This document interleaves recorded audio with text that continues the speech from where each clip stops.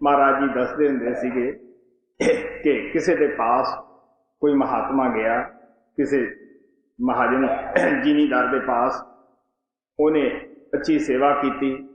सानू दुनियादारां नूं पता ही है कि सेवा तो असीं जरूर करते हैं, लेकिन जो साडियां ख्वाहिशां हुंदियां है वो भी असीं जरूर महात्मा दे अगे रखते हैं भी किवें ना किवें ये दया करन।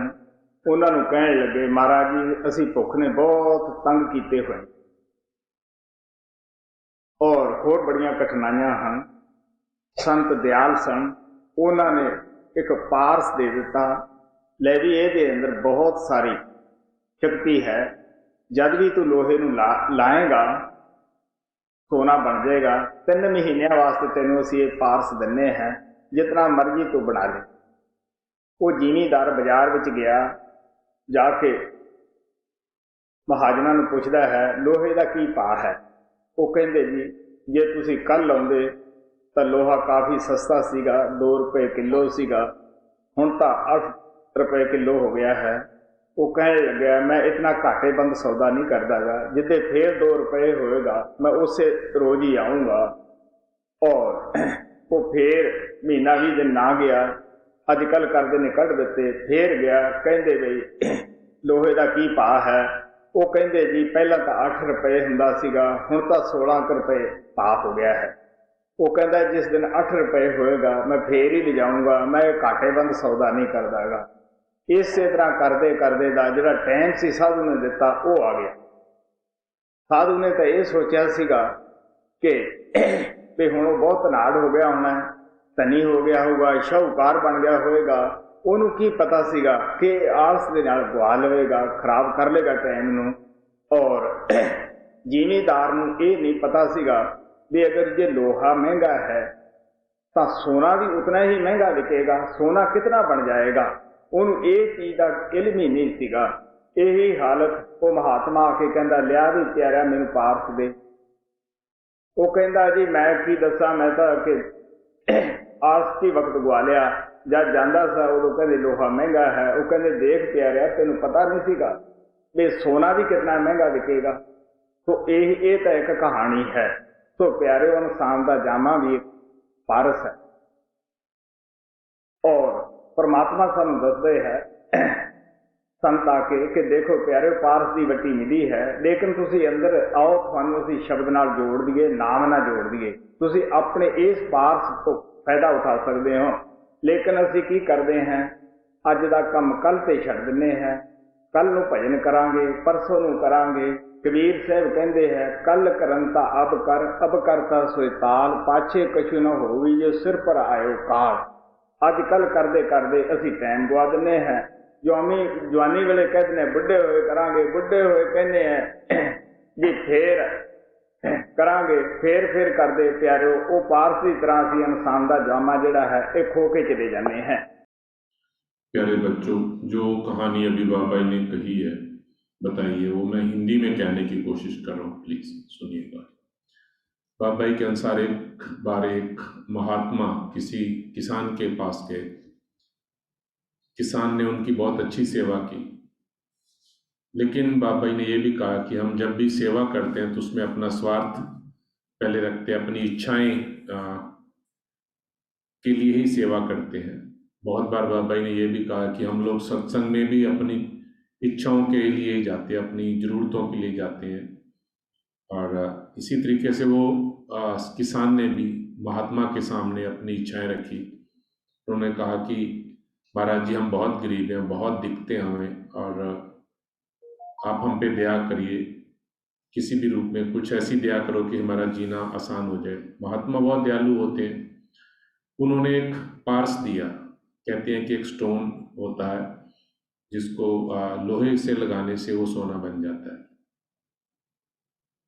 उन्होंने कहा कि ले भाई ये पार्स है और इसमें इतनी शक्ति है कि इसको लोहे को टच करोगे तो वो सोना बन जाएगा, लेकिन एक टाइम पीरियड है जिसके लिए मैं आपको ये दे रहा हूँ, आपको 3 महीने के लिए दे रहा हूँ। आप जितना चाहो इस पार्स को लोहे से सोना बना लीजिए और अपनी बहुत अच्छी जिंदगी जी सकते हैं।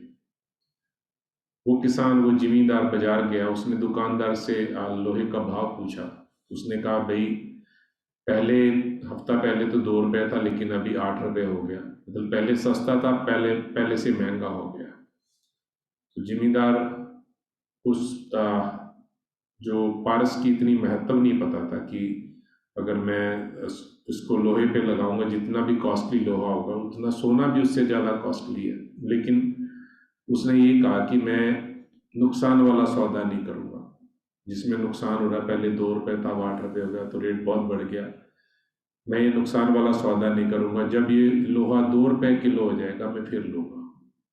वैसे उसने 2-3 बार चक्कर लगाए, लेकिन नेक्स्ट टाइम जब वो गया तो लोहा और महंगा हो गया था। तो उसने दुकानदार ने कहा, भाई पिछले हफ्ते तो पहले 8 रुपये था, लेकिन अब तो 16 रुपये हो गया। उसने कहा नहीं, मैं नुकसान वाला सौदा नहीं करूंगा, घाटे वाला सौदा नहीं करूंगा, जब 8 का होगा मैं तभी लूंगा। ऐसे करते करते उसने अपना जो वक्त निकाल लिया, और 3 महीने का वक्त हो गया। महात्मा ने सोचा कि वो किसान काफी धनवान हो गया होगा, चलो चलते हैं और उसकी हालात देखते हैं, बाकी अपना जो पार्स है उससे वापस लेके आते हैं। लेकिन वो किसान की जब उन्होंने हालत देखी तो उसकी हालत वैसी की वैसी थी। वो गरीब का गरीब। उन्होंने पूछा, भाई क्या हुआ तेरे को, तो मैंने पार्स दिया था। उसने कहा, महात्मा जी मुझे ऐसा मैं जब भी पता किया तो लोहा महंगा ही होता गया, तो मैं लोहा सस्ते के चक्कर में अभी तक पार्स को यूज ही नहीं कर पाया। तो महात्मा ने कहा, अरे भाई तेरे को ये समझ होनी चाहिए कि अगर आप लोहा लेके जितना भी महंगा मिलता, सोना उससे भी ज़्यादा महंगा होता, तो आपने अपना वक्त खराब कर लिया, मेरा पार्स मुझे वापस दे दिया। उन्होंने कहा, वक्त निकल चुका है, अब हम कुछ नहीं कर सकते। बाबा जी के अनुसार इस कहानी से जो हमें शिक्षा मिलती है वो यही है कि वक्त नहीं गंवाना चाहिए। जब भी हम दुनियावी तौर पे सेवा करते हैं, वहाँ अपनी इच्छाएं लेके ना जाएं, और सेवा को सेवा भाव से ही करें, और गुरु पे ही छोड़ें। गुरु को हमसे बेहतर पता है कि हमें क्या चाहिए। हम उसी वक्त के लिए सोचते हैं, छोटे सोच हमारी होती है, हम थोड़े वक्त के लिए सोचते हैं, बस उसी वक्त के लिए हमें मिल जाए, बाकी बाद में देखा जाएगा। लेकिन बाबा जी ने हम सब की जीवन से लेके मृत्यु तक और सचखंड ले जाने का पूरा प्लान कर रखा है। उनको सब मालूम है कि हमारे लिए क्या बेहतर है। बाबा जी पे अगर हम छोड़ते हैं, उन पे भरोसा करते हैं, तो वो गुरु हर वक्त, हर पल, हर सांस के साथ हमारे ऊपर दया करते हैं। इसलिए कभी भी सेवा करते हुए दिल में इच्छा ना रखें कि मेरी ये इच्छा पूरी हो जाए, मैं बहुत खुश हो जाऊंगा, मैं बाबा जी को थैंक यू बोलूँगा।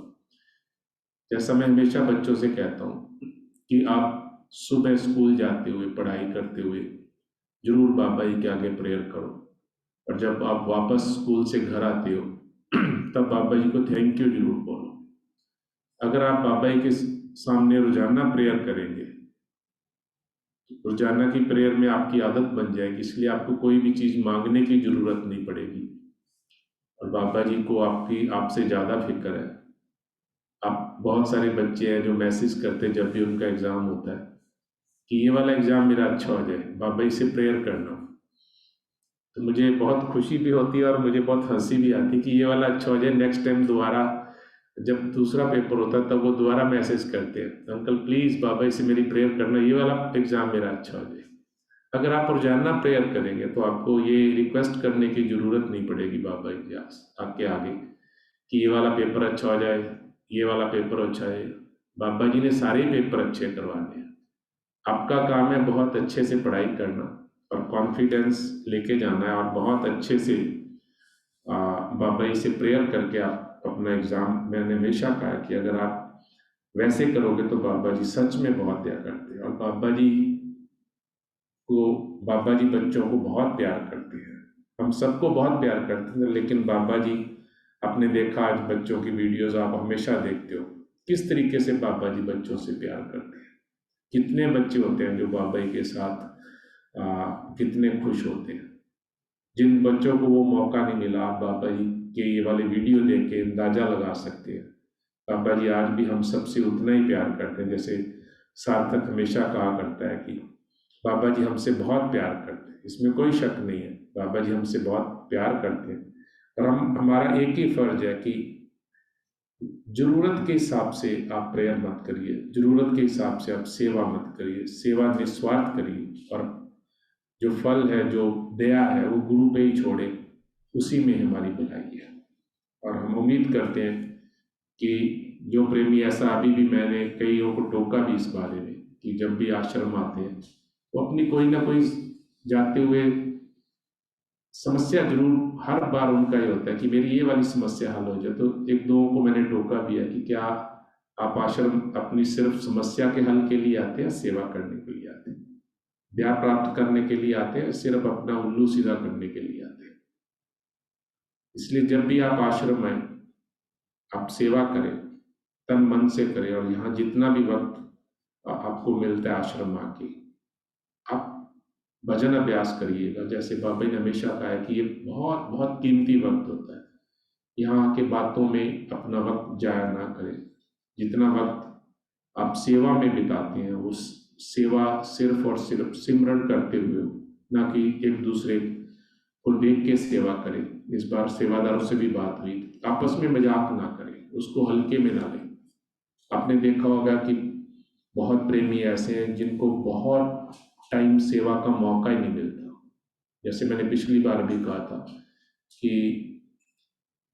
फरवरी वाले सत्संग में आश्रम में रहने वाला कोई भी सदस्य सेवा लायक ही नहीं था, सब बीमार थे। इस बार वाले सत्संग पे जो मेन सेवादार होते हैं 6-7 लोग, उनमें से कोई भी नहीं था। प्रोग्राम तो भी हुआ, इसलिए आप सेवा का महत्व समझे।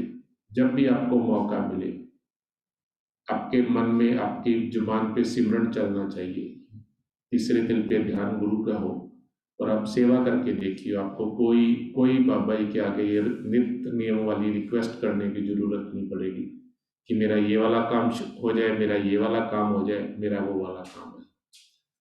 मैंने बहुत बार, कई बार ऐसे बात होती, तो मैंने बाबा जी को एक बार ये भी कहा था कि आपने तो हम सबका ठेका ले रखा है। तो बाबा जी ने कहा, हाँ, सबका ठेका ले रखा है। आप इस बात को समझिए कि बाबा जी के साथ हमारा ऑलरेडी कॉन्ट्रैक्ट है, उन्होंने नाम दिया, उनकी वो हमारी संभाल भी करेंगे। और दुनियावी तौर पे बाबा जी ने हमेशा कहा है कि गुरु मुनासिब मदद हमेशा करता है, पर्दे के पीछे वो हर पल, हर सांस के साथ अपने सेवक की मदद करता है, लेकिन हम देखते ही नहीं है। इसलिए हम कोशिश करेंगे कि अपने महान गुरु के अनुसार, जैसे मैं अपनी जो बाबा जी की कई भी बातें आपको कहने की कोशिश करता हूँ, वो कमियां सबसे ज़्यादा मेरे में भी है। मैं भी अपने लिए अपनी तरफ से कोशिश करता हूँ कि ये संगत के लिए संदेश नहीं होता, हम सबके लिए होता है, और संदेश बाबा जी की तरफ से होता है, ना कि मेरी तरफ से होता है। हम सबको चाहिए कि अपने महान गुरु के अनुसार भजन सिमरन करें, और जब भी मौका मिलता सेवा जरूर इस लेवल, इस हिसाब से करेंगे तो आपको बहुत अच्छा लगेगा, और गुरु की दया भी प्राप्त करेंगे।